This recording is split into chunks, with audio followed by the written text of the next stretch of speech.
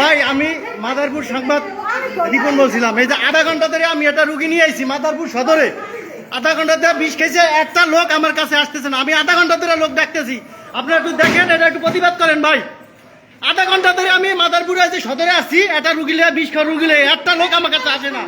এই যে দেখেন অবস্থা রুগীটার, আমার আমি একলা রান্না করতেছি। এই যে দেখেন এইটা ডাক্তাররা সব মিলে এই যে এইখানে ওরা ই করতে আছে, একটা লোক দাঁড়ায় না।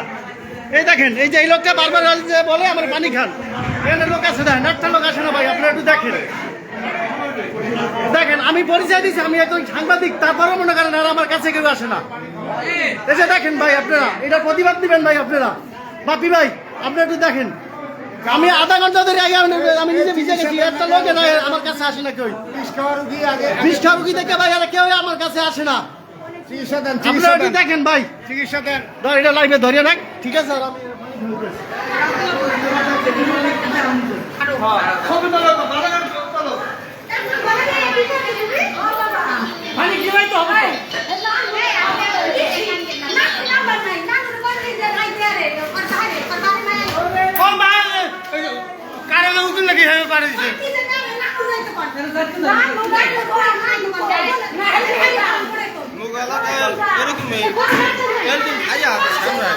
মোর বয়সী এরকম খায়া শেষ।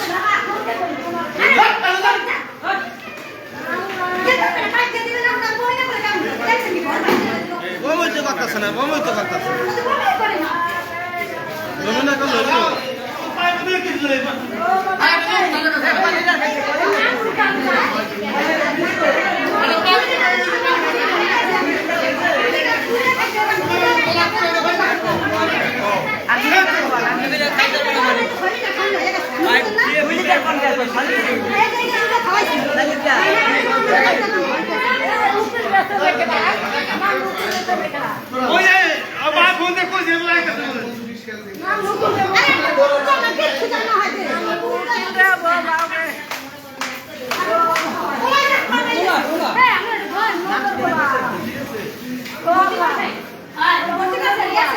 ভর্তি হয়ে গেছে, মানে বীরের মধ্যে যাইতে পারে না কেউ।